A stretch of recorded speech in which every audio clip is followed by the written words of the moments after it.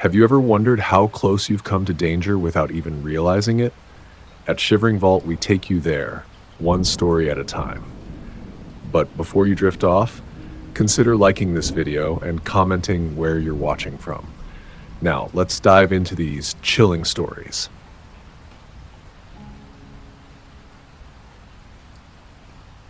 I still don't know what came over us that weekend. Maybe it was the need to escape our usual lives, or maybe it was just that desire to be far from everyone and everything. Whatever it was, I'll never forget that camping trip. No matter how many times I try to forget it, I just can't. It was just supposed to be a quick getaway. A weekend to get away from the noise of the city, breathe some fresh air, and maybe have a few beers around the campfire. Nothing fancy. I was 23 at the time, and it was me, my best friend Jason, Sarah, and Mike. We'd been on a couple of camping trips before. Nothing extreme, just the usual stuff. Tents, a campfire, stories, and the occasional bear sighting. We knew what we were doing. But this time, we decided to do something a little different. We'd heard about this fire lookout tower up in the California hills. Completely abandoned, way off the main trails. Some of the locals said it was a place that no one really went to anymore, so we figured it would be the perfect spot to camp. Peaceful, isolated, no other hikers, no one to bother us, just us, the trees, and the stars. The morning we left, the weather was perfect, hot but not too hot. It was early spring, but the warmth of the California sun was already starting to seep through. We packed up the car with camping gear, snacks, a cooler of beer, and enough firewood to last us the weekend. It felt like the kind of trip you look forward to for weeks. The drive was smooth, with the sun shining through the trees as we made our way deeper into the wilderness. We took a two-lane highway that twisted and turned, weaving between steep hillsides. The landscape around us was lush. Thick forests with towering pine trees and scattered wildflowers along the edges of the road. As we drove further away from civilization, the quiet seemed to settle in. The air felt cleaner, fresher, and we all began to relax. The stress of work, school, everything back home started to feel like a distant memory. When we got to the trailhead, the place felt different. There wasn't anything overtly strange about it at first. It was just a small, forgotten path leading through some brush, the dirt worn down and uneven from years of neglect. A sign at the entrance was barely legible, the paint chipped and faded. It was obvious that few people use this trail anymore, but we were okay with that. The less human contact, the better. We set off on foot, the forest surrounding us getting denser with every step. The trail was overgrown in places, forcing us to step over fallen branches or squeeze between thick shrubs. The path was faint, but with the map and our instincts, we managed to stay on course. We were talking, laughing, enjoying the hike, but the deeper we went into the woods, the more I started to feel uneasy. At first, I couldn't put my finger on it. Maybe it was just the isolation, but it felt like something was watching us. The air felt heavier, thicker, as if the trees were pressing in closer. The occasional bird call or rustle in the brush seemed too loud, too deliberate. It wasn't the normal sounds you'd hear in the woods. I kept telling myself it was nothing, just nerves. We'd been on plenty of hikes before, and it wasn't like we were alone out here. It was just a weird feeling. When we finally reached the fire lookout tower, it was even more eerie than I imagined. The tower itself was perched on top of a small, steep hill, surrounded by a dense thicket of trees. The metal structure was rusted and bent in places, the once white paint now chipped and peeling. You could tell it hadn't been maintained in years, maybe even decades. The small cabin at the base of the tower, once used by fire lookouts, was crumbling. The roof had caved in on one side and the windows were smashed. But the worst part? The silence. It wasn't just the quiet of nature, it felt oppressive, like something was holding its breath. We looked at each other, all of us a little unsure about staying, but none of us voiced it. Instead, we decided to set up camp at the base of the tower. The ground was mostly dirt and rock, but there was enough room for the four of us to pitch our tents. Jason, being the most outdoorsy of us, started the fire while Sarah and Mike laid out the food. I just stood there looking around, trying to shake off that uncomfortable feeling. As the sun began to dip, we huddled around the fire. The flames crackled and the night air grew cooler. We joked about ghost stories, stuff you hear around campfires, haunted woods, abandoned buildings, creepy places. We laughed, but there was an edge to it. The wind had picked up, blowing through the trees in a constant whoosh that seemed unnatural. The branches swayed and creaked, but it wasn't the usual sound of wind moving through leaves. It sounded like something else, something deliberate. I could feel the hairs on the back of my neck standing up, but I told myself it was just the wind. "You guys hear that?" Jason asked, his voice low. We all fell silent. The wind had died down, but there was still a strange noise. It wasn't just the rustling of leaves anymore. It sounded like whispers. No, that didn't make sense. I could barely make out words, but it felt like someone or something was trying to speak. A low murmur that was almost too soft to hear coming from the woods surrounding us. "Maybe it's just the wind," Mike said, sounding unsure.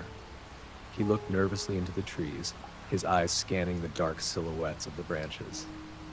But it wasn't the wind. The whispers grew louder, clearer. It wasn't in any language I could recognize, but it felt so close. Too close. Like whatever it was right there just beyond the reach of the firelight. My heart started to race, and I could feel my pulse in my ears. I glanced over at Jason. He looked as unsettled as I felt. "We need to go," Sarah said, her voice shaky. She was always the tough one, but now there was fear in her eyes. I could see her hands trembling, and I knew she wasn't just being dramatic. We all agreed. We'd had enough. It didn't make sense, but the atmosphere felt wrong. So we packed up our things, quickly, no longer joking or laughing. It felt like we were being watched from every direction. The fire burned down to embers as we each retreated to our tents. But then, everything changed. I woke up in the middle of the night, my throat burning, gasping for air. At first, I thought it was just a bad dream, but then the pressure hit me. I couldn't breathe. Someone or something was choking me. It was cold, rough hands around my neck, squeezing tighter and tighter. My heart pounded in my chest, and I tried to scream, but my voice was strangled in my throat. I fought with everything I had, my hands grasping blindly at the dark, desperate to break free. But I couldn't. My vision was going blurry. I thought I was going to pass out. I could barely make out a figure above me, its face hidden in the shadows. The figure didn't speak, didn't make a sound. It just stood over me, suffocating me with its weight. And then, just as quickly as it started, the pressure vanished. I was left gasping for breath, choking on the cold air. I bolted upright, eyes wide, and for a split second I thought I was still dreaming. But then I heard Jason's voice, frantic, yelling outside my tent. "Guys, get out here! Now!" I stumbled out of my tent, still disoriented, heart racing. I could hear the panic in Jason's voice, but I couldn't understand why he sounded so terrified. And that's when I saw him, a man, standing by the fire, in the darkness, just staring at us. His clothes were ragged, torn at the edges, and he was covered in dirt. His face was pale and gaunt, like he hadn't seen the sun in years. His eyes were wide, empty, but locked on us. He didn't move, didn't speak. He just watched us, silent, cold, like a predator waiting for the right moment. Jason didn't hesitate. He grabbed a metal pole from the fire pit and ran toward the man, tackling him to the ground. But the man didn't fight back. He didn't even flinch. It was like he was waiting for something, just lying there, staring at us with those hollow eyes. We didn't stick around long enough to find out what. We pulled Jason off him and bolted for the car, not looking back, not caring how fast we were running. I heard the man move behind us, but we didn't stop. We piled into the car, locked the doors, and didn't say a word. We drove for hours in total silence. My mind was racing with questions I couldn't answer, thoughts I couldn't push away. I still don't know who he was or what he was doing out there. And I hope I never find out what it really was.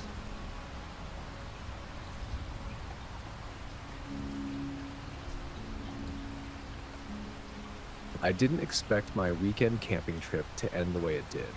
In fact, I never imagined anything like that could happen to me, especially not out there in the quiet, peaceful California woods. But looking back now, I can pinpoint the exact moment I made a mistake that would haunt me for the rest of my life. I just didn't know it at the time. It started like any other solo camping trip. I had been planning it for weeks, researching different campsites, trying to find a place that wasn't too crowded, a place where I could get some real solitude. I was tired of the noise of the city, the constant hum of traffic, the endless calls from work, the social obligations that never seemed to end. A few days in the woods seemed like the perfect way to disconnect. I eventually settled on a spot near a small creek, just off the beaten path, not far from a few well-traveled hiking trails. I thought it would be remote enough to give me the peace I craved, but not so isolated that it'd feel unsafe. The campsite had no amenities, no fancy facilities, just a few flat spots to set up a tent and a fire ring. That was fine with me. The beauty of the place was what drew me in. Tall, dense pine trees surrounded the clearing, their trunks dark and rough with age. The air smelled fresh and clean, tinged with the earthy scent of wet leaves and pine needles. A perfect place to clear my head. I arrived in the afternoon, just as the sun was beginning to dip lower in the sky, casting a warm golden hue over the landscape. The weather was ideal, cool but not too cold, with a slight breeze rustling through the trees. I unloaded my gear, set up my tent, and gathered firewood. Everything was going perfectly. By the time the sun had set, I had a small campfire crackling in the middle of the clearing, its light dancing off the surrounding trees. The sky was clear, and the stars had started to appear, flickering against the deep black of the night. I was on my own for this trip. No one to talk to, no one to share the experience with. I was fine with that. Actually, I was looking forward to the solitude. I don't know why, but I felt a strange sense of peace out there, away from the distractions of daily life. I had my book with me, but I wasn't in the mood to read. Instead, I just sat there on the log by the fire, listening to the crackling of the wood, the distant sound of the creek, and the rustling of the trees as the wind passed through them.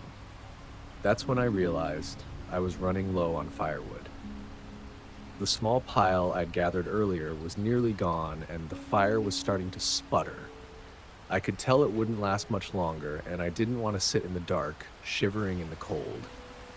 So I decided to go gather a little more. I knew there were plenty of fallen branches nearby, branches that had already been broken or fallen off the trees, dry enough to burn. The woods were thick here, dense with undergrowth, and I knew I wouldn't need to walk far to find more. I grabbed my axe, clicked on my flashlight, and headed off into the woods, following the rough path that ran through the trees. It wasn't long before I was deeper in the forest, the light from my fire barely visible through the trees. I walked for a few minutes, my flashlight beam cutting through the darkness, flickering across tree trunks and bushes. The silence around me was almost unnatural. The sounds of the forest were faint, just the occasional chirp of an insect, the rustle of leaves as the wind passed through the branches. I could feel the isolation around me, the quiet pressing in from all sides. It was peaceful, but at the same time, it made me feel a little uneasy.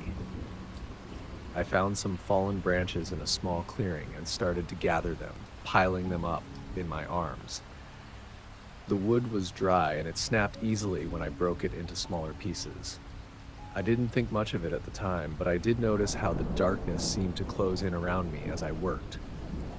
It wasn't just the night, it was something else, something almost suffocating about the quiet. That's when I first heard it. It was subtle at first, a rustling in the underbrush. I paused, straining to listen, thinking maybe it was just a deer or some other animal. But then I heard it again. Footsteps. Slow, deliberate, crunching the leaves on the forest floor. They were coming from behind me, just out of my line of sight, but close enough that I could hear the distinct sound of someone walking. I stood still, holding my breath, trying to make sense of what I was hearing. At first, I told myself it was nothing, just an animal or maybe a person hiking along the trail nearby. But the more I listened, the more my unease grew. The footsteps were too regular, too steady. Whoever or whatever it was moving with purpose. I tried to shake it off. It could have been another camper, I reasoned. There were some hiking trails not too far from my campsite, and it was possible someone else was out there, even though I hadn't seen anyone all day. But the longer I stood there, the more it felt like the person behind me wasn't just walking by. They were following me. I tried to keep my composure, telling myself it was probably nothing, just my imagination running wild. But the footsteps continued. They were getting closer. I turned slowly, just enough to scan the area with my flashlight, but there was nothing. Just trees, shadows, and the rustling leaves. The footsteps stopped when I moved, almost like they were mirroring my actions. It made my heart skip a beat. Whoever it was, they weren't just walking around. They were following me. I told myself to stay calm, but I couldn't help it. I started to walk faster, heading back toward the campsite. Every step I took, I could hear those footsteps behind me, matching my pace. It felt like whoever it was had the same rhythm as me, but they were still a few steps behind, just enough that I couldn't see them. I began to jog, my heart pounding in my chest, the sound of my own breath harsh in the still night. The footsteps followed. I could hear them more clearly now, their weight crunching the dry leaves beneath them, moving just a little too fast, just a little too deliberately. I wanted to run, but I was too far from camp to get away quickly. So I kept walking, then jogging again, my feet pounding the ground faster, my mind racing. And then, in the sudden silence that fell between the cracks of my rapid breathing, I heard it. A rustle. No, a shuffle, right behind me. Something brushing against the undergrowth, followed by the unmistakable sound of someone stepping closer. Before I could even react, before I could make sense of it, something hard and heavy hit the back of my head. Everything went black. When I woke up, I had no idea how much time had passed. My head was throbbing, a dull, pulsing pain that made me dizzy when I tried to sit up. My hands were covered in dirt, and I could taste blood in my mouth. I blinked, trying to make sense of the world around me, but it was all a blur. I could feel the cold on my skin, but I was still in the woods. I wasn't back at my campsite. There were no familiar sounds of crackling fire or the warmth of my tent. The forest around me seemed even darker now, the trees looming overhead, casting long shadows. I touched my head carefully, and my fingers came away wet with blood. My skull felt tender, almost like someone had slammed it with a blunt object.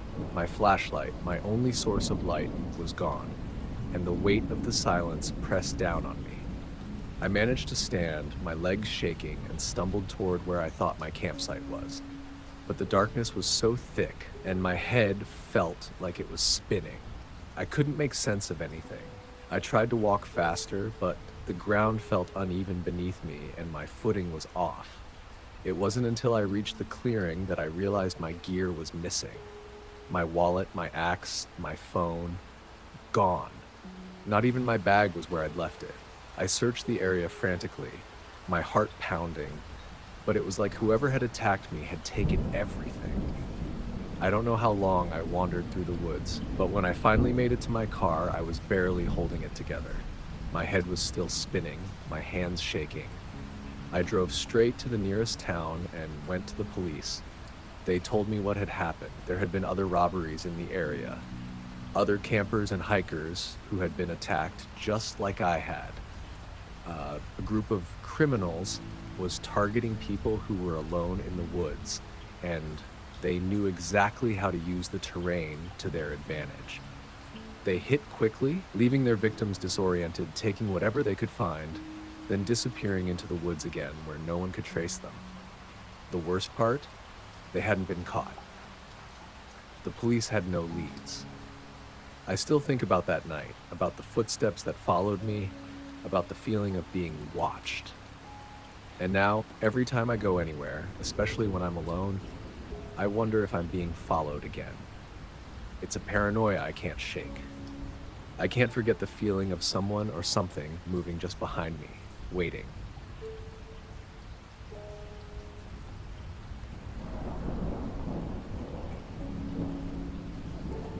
It started out as a father-son trip, something simple, just the two of us. My dad had been talking about it for weeks. A weekend camping getaway on a remote stretch of coastline up in Northern California. A chance to fish, get away from the noise of life, and just relax. And although I wasn't exactly an outdoorsy type, I figured it would be good to spend time with him. It had been a while since we had a trip like this, just the two of us, away from everything else. We had talked about it for so long that by the time the trip rolled around, I was actually kind of looking forward to it. My dad wasn't one to waste time with small talk.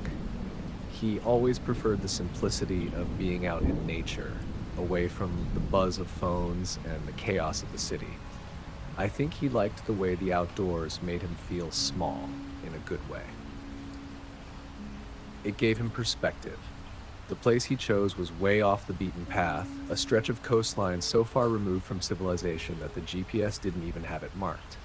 The only way to get there was by winding down long, narrow roads that barely had enough room for one car, let alone two. No service, no nothing. Just us, the cliffs, the ocean, and the quiet. We arrived in the late afternoon just as the sun was starting to dip toward the horizon. The air had that crisp saltwater smell to it, refreshing, almost briny. We got out of the car and stretched our legs, feeling the soft crunch of the gravel underfoot as we stood on the edge of the road, looking out at the coastline. The ocean stretched out endlessly before us, churning gently in the fading light. The cliffs rose up behind us, dark and jagged, framing the beach like a giant natural amphitheater. I could tell my dad was happy to be here. His eyes lit up as he looked out over the water, breathing in the fresh air like it was the first time he'd had a real breath in years. I wasn't quite as enthusiastic, but I could appreciate the scenery. There's something oddly calming about being that far away from everything. We unloaded the car, packed up our gear, and made our way to the campsite. It wasn't much of a designated campsite, just a small, secluded spot tucked between some dunes and rocks. There was a fire pit, a few logs scattered around, and not much else. The kind of place where it felt like no one had been for a long time. It felt untouched. By the time we had everything set up, the tent, the chairs around the fire pit, the cooler full of supplies, the sun had nearly disappeared behind the horizon, leaving the sky streaked with brilliant reds, oranges, and purples. I watched the colors change, feeling the cool breeze of the night creeping in from the ocean. There was something about the evening that felt so peaceful, like the world had slowed down just for us. The sound of the waves crashing against the shore was soothing, and for a moment, it felt like all the tension I'd been carrying around just melted away. We sat around the fire that night, talking about old fishing trips and laughing about past adventures. It was the kind of easy, effortless conversation that happens when you're comfortable with someone. No need to fill every silence, no awkward pauses. The fire crackled and popped, sending small embers into the air that danced like fireflies in the dark. My dad had packed his guitar, and for a while, we passed the time listening to him strum the strings, singing old folk songs that I half remembered from my childhood. By the time the fire had burned down to embers, we were both feeling the wear of the long day, so we turned in for the night. My dad zipped up the tent and crawled into his sleeping bag, the familiar scent of pine trees and the fresh coastal air mingling in the space around us. The cool night air filtered through the fabric of the tent, but it wasn't too cold, just enough to make you feel cozy wrapped up in a sleeping bag. I remember falling asleep quickly, lulled by the sound of the waves crashing against the shore and the crackling of the fire as it died down. But I woke up much later, disoriented. It wasn't the kind of wake up where you slowly come to. It was the kind where you're suddenly wide awake and unsure why. It was pitch black outside, the kind of dark that almost felt thick, like the night was wrapping itself around you. The only light was the faint glow of the dying embers of the fire, barely visible through the small gaps in the tent fabric. For a moment, I just lay there, listening. The waves had stopped crashing. The usual rhythmic sound of the ocean was gone. It was just still. Then I heard it, a faint scratching sound. It was so soft that at first I thought I imagined it, like someone dragging something across the ground. The sound was so subtle at first, I wasn't sure whether it was the wind or maybe an animal outside the tent. But then it came again, closer this time. Scrape, scrape. I froze, holding my breath, my heart starting to race. I looked over at my dad, but he was still snoring softly, blissfully unaware. My mind raced with possibilities. Was it an animal? Some kind of wild creature just doing its thing? Or something worse? The scratching continued, growing louder now, and then I heard something else. A low, gravelly voice. It was barely audible, but unmistakable. A whisper, almost. It came from just outside the tent, drifting in on the cold night air. The voice sounded like it was mumbling to itself, but I couldn't make out any of the words. I held my breath, my entire body tense. I didn't want to move, didn't want to make a sound. But I couldn't shake the feeling that whatever was out there was aware of us. It was deliberate. I didn't know what to do. Should I wake my dad? Should I stay quiet? Maybe it was just someone walking by, maybe a camper from a nearby site. But then why was it so close to our tent? Why hadn't they moved on? The sound stopped, but the silence that followed was worse. It felt thick, almost suffocating, like the world itself had paused, holding its breath. I sat there staring at the walls of the tent, listening, waiting. But nothing happened. The minutes dragged on, and I slowly began to wonder if I had imagined it. Maybe it was just the wind. I was starting to tell myself that when the sound came again, this time louder, unmistakable. Thud. Something had hit the side of the tent.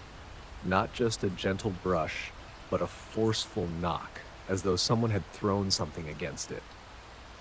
I nearly jumped out of my skin.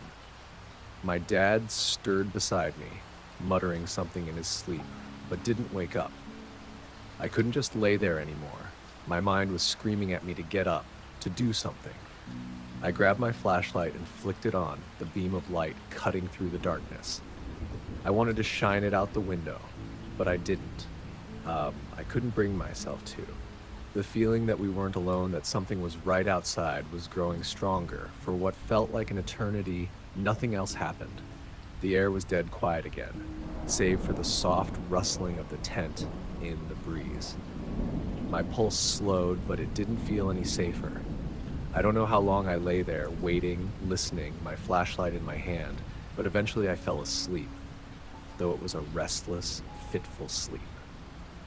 I woke up the next morning to find the tent had been disturbed. It wasn't just a little out of place. It was as though something had torn through it. The zipper on the door was halfway undone, the fabric shredded in places, and the camping gear was scattered all around. My dad's flashlight, the one he used all the time, lay on the ground, broken in half. My heart started to race again, panic setting in as I called out for my dad. But there was no response. I quickly unzipped the tent and crawled outside. The campsite was a mess, but my dad was nowhere in sight. I searched the area, calling his name, my voice echoing against the cliffs and the trees. I was beginning to feel like I was losing my mind. Where could he have gone? Why hadn't he woken up? The sun had barely risen, and I felt like I was in a nightmare. I must have searched for hours, combing the shoreline, checking behind rocks, yelling for him. There was no sign. It wasn't until I saw a figure in the distance stumbling along the beach that I realized my dad was walking toward me. He looked disoriented, like he didn't know where he was. "Dad?" I ran toward him, heart in my throat. "What happened? Where were you?" He looked at me like he didn't recognize me for a moment. His face was bruised, his clothes torn, and there was a distant, confused look in his eyes. He staggered toward me, shaking his head. "A man," he said, his voice weak. "A man attacked me, knocked me out cold." He said he remembered nothing after that, just that some stranger had dragged him from the tent in the night, hit him in the head, and left him unconscious. My dad didn't even remember how he ended up down by the beach, just that he woke up, bruised, and alone. We called the police, and after a few hours, they tracked down the man, a local drifter, someone who had been known to target campers in the area. My dad had been lucky. The man had attacked him in the night, but he didn't kill him. The whole experience left me shaken, and I still don't understand what happened that night. I still wonder if the person who attacked us was the same one I'd heard outside the tent, or if there was someone else out there that night, someone who didn't want us to leave. I never went back to that stretch of coastline again. And now, every time I go camping, no matter how isolated the place, I can't shake the feeling that there's something or someone lurking in the shadows, watching, waiting.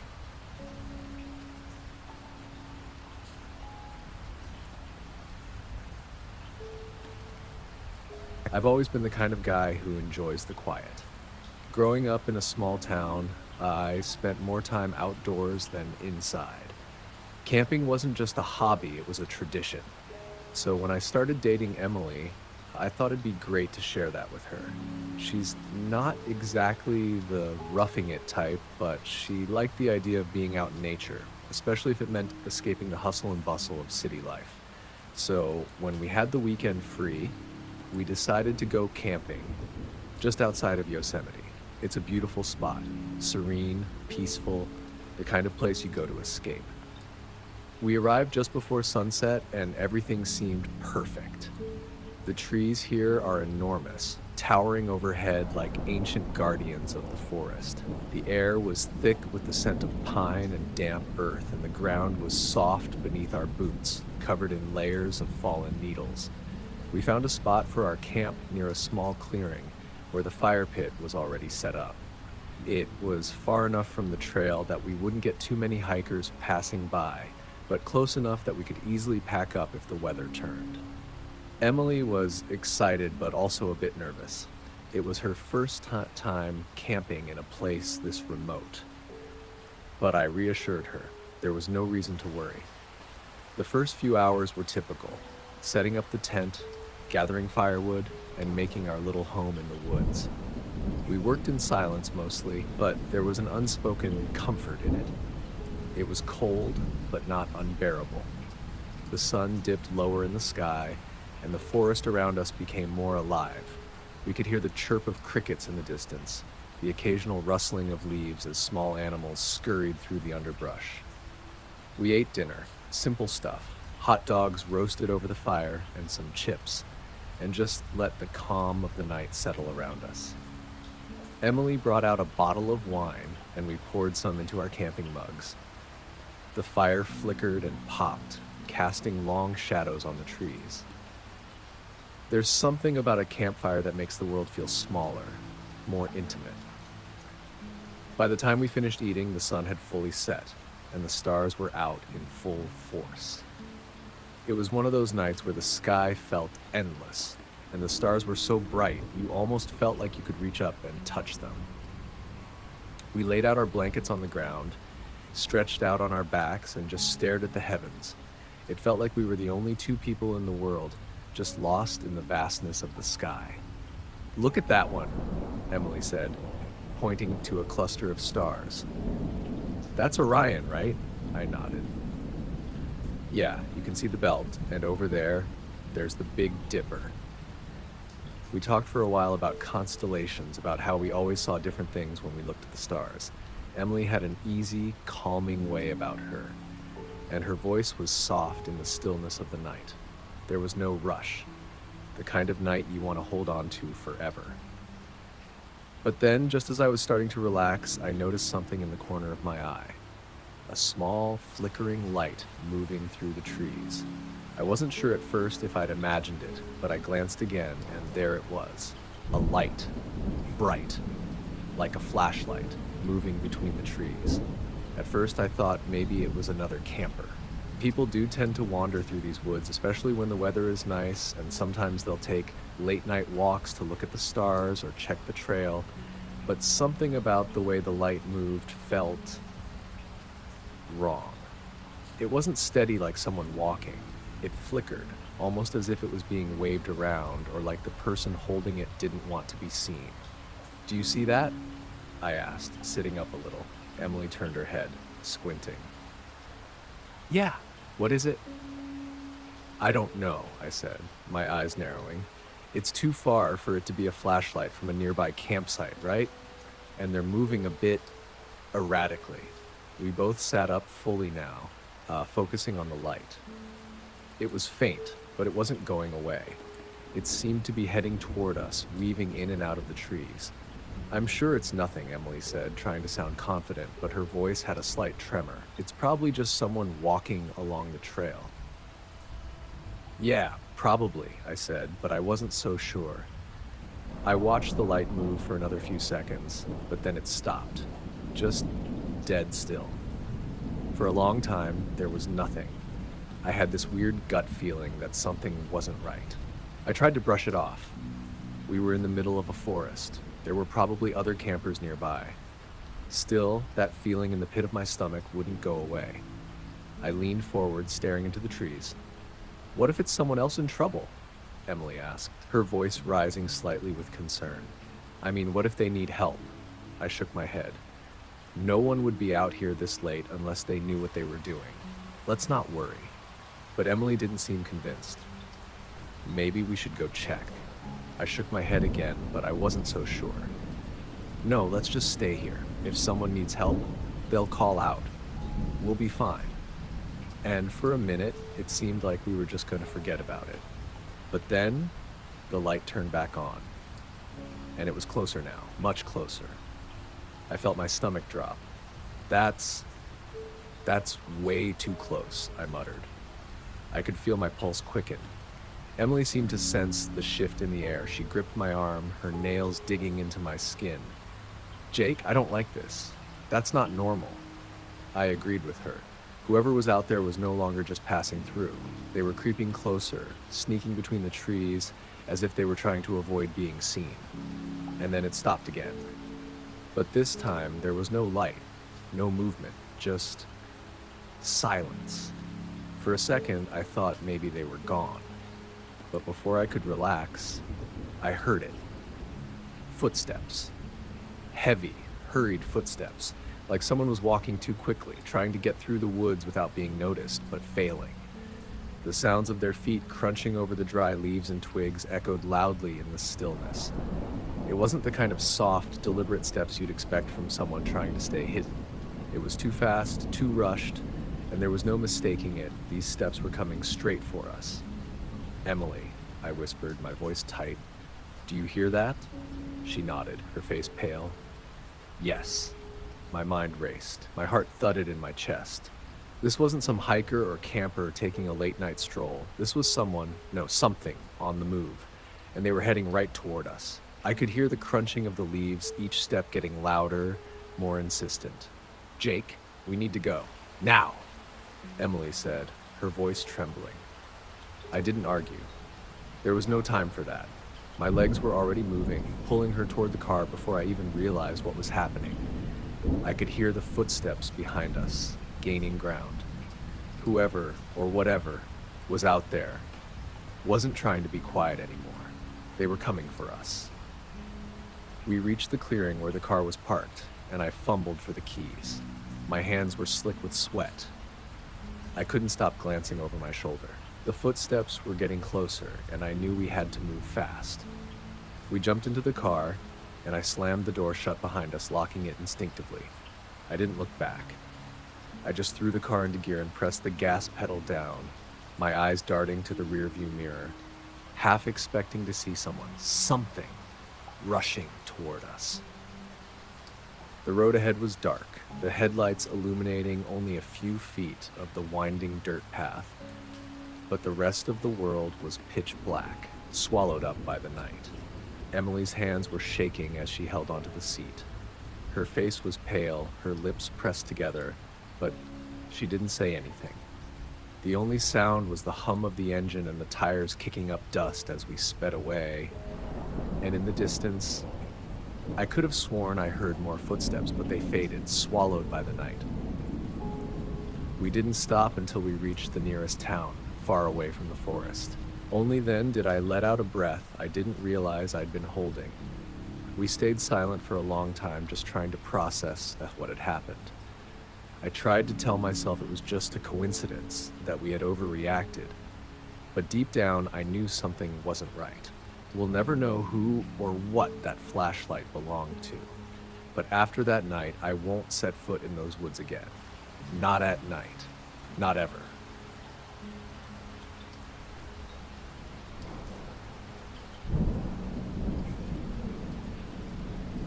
I don't think I'll ever be the same after that camping trip.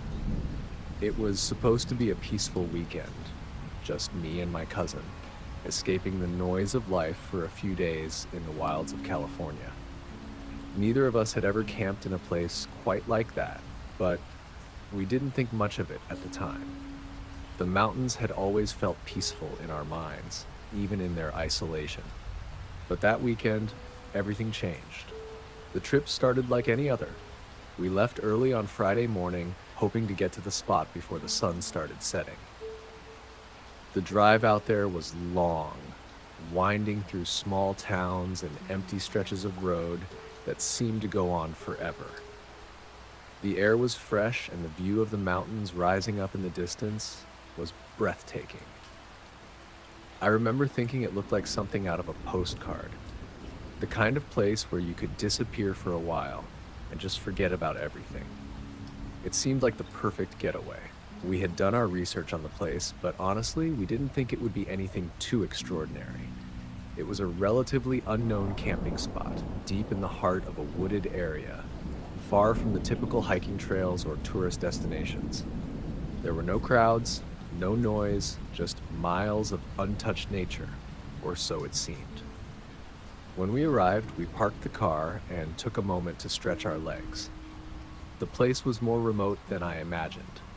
No other campers in sight, no cars parked along the road. The only thing we could hear was the wind, the distant cry of birds, and the rushing water of a creek nearby. The trees loomed high above us, their trunks thick and ancient. The forest felt alive in a way that both calmed and unsettled me.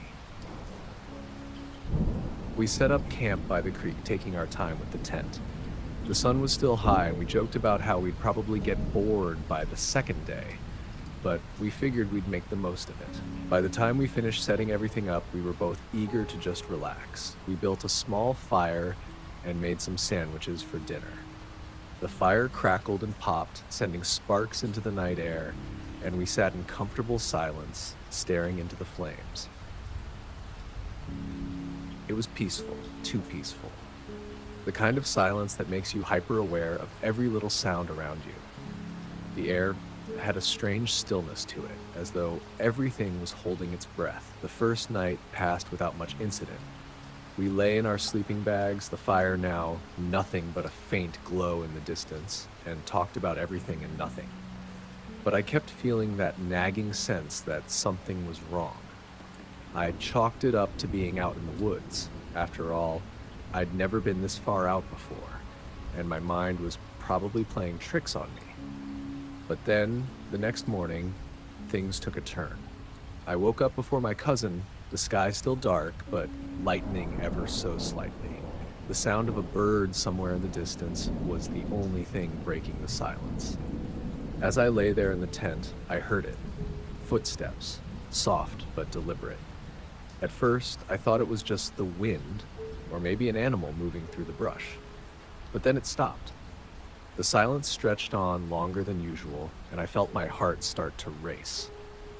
I stared at the ceiling of the tent, trying to convince myself it was nothing. My cousin stirred beside me, mumbling in his sleep, and I thought maybe I was just being paranoid. But the feeling wouldn't go away. A few minutes passed, and the footsteps came again, this time closer, like someone was walking around our tent. I froze. My breath caught in my throat. Was it a hiker? A local? Maybe? But why would anyone be out here this early? The woods were too quiet. There were no other campers nearby, and we hadn't seen anyone on the drive in. I sat up, trying to listen more intently, but by the time I heard the next movement, I wasn't sure if it was real or if it was my mind running away with me. I stayed as still as possible, hoping that whoever it was would leave. But then, my cousin woke up. "Did you hear that?" he asked, his voice rough from sleep. "Yeah," I whispered back, not wanting to make a sound louder than necessary. We both listened intently. The footsteps stopped, but the silence that followed was different. It wasn't just quiet, it felt thick, like the air had become heavier. I glanced around the tent, my eyes adjusting to the darkness. The corners of the tent looked closer, like the shadows had shifted. "I don't like this," my cousin muttered, sitting up. He looked as uneasy as I felt. We decided to wait it out. The sounds didn't return, and after a while, we tried to push it to the back of our minds. We packed up some water, grabbed our backpacks, and decided to go for a hike. But even as we walked deeper into the forest, that feeling never fully went away. The trees grew denser, the canopy above blocking out most of the sunlight. The air was colder here, and the forest seemed unnervingly quiet. The only noise was the crunching of our boots on the dry leaves, and even that felt like it was too loud. As we walked, I noticed something strange. There was no animal life. No birds in the trees, no insects buzzing. Everything felt off. We walked for hours, trying to enjoy the beauty around us, but there was a strange unease that hung over us. It was like we were being watched, but when I turned to look around, there was never anything there. By the time we turned back to camp, the sun was starting to dip below the horizon, and the forest took on an eerie darkness that felt heavier than the usual nightfall. I wanted to say something to my cousin, but I couldn't bring myself to voice what I was feeling. It was like I was scared that if I said it out loud, it would make it real. That night, things only got worse. We cooked a small dinner over the fire, but it felt forced. We ate in silence, both of us looking into the flames, unable to shake the feeling that someone was out there, watching.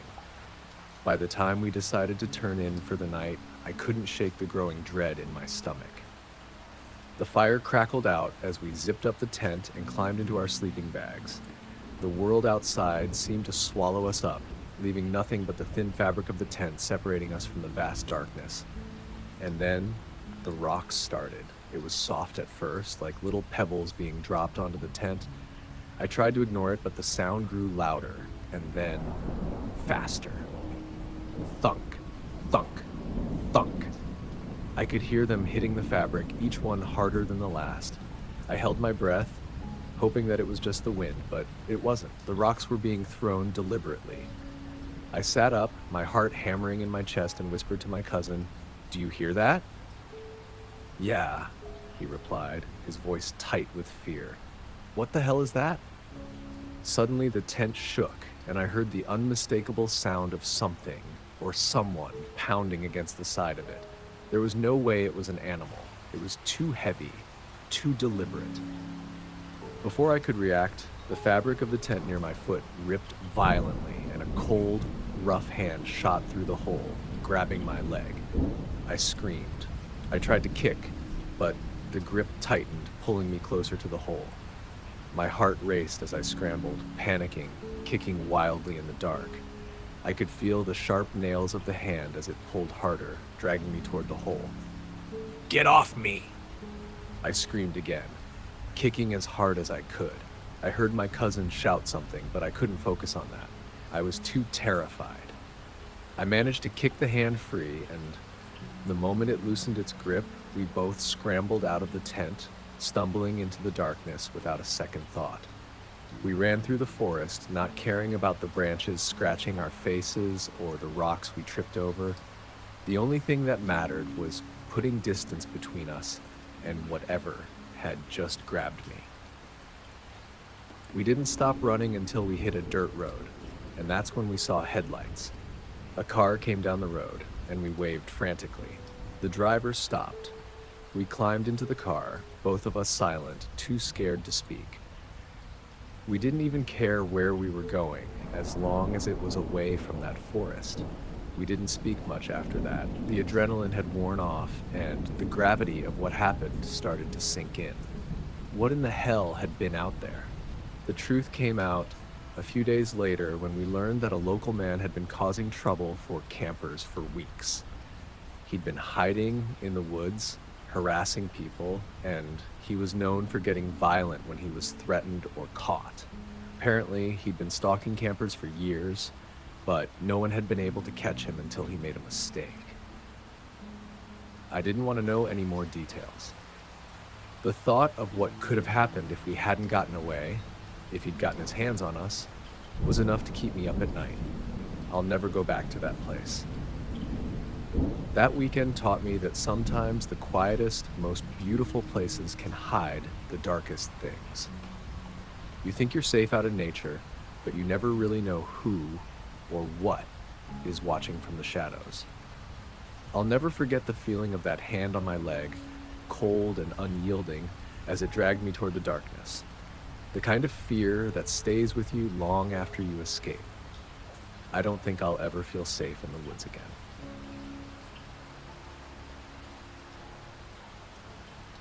That's it for today's tale from Shivering Vault. If you have a story worth sharing, drop it in the comments or send it our way. Don't forget to subscribe and share with your fellow thrill seekers. As always, the Shivering Vault thanks you for unlocking today's tale. Until next time, the vault awaits your return.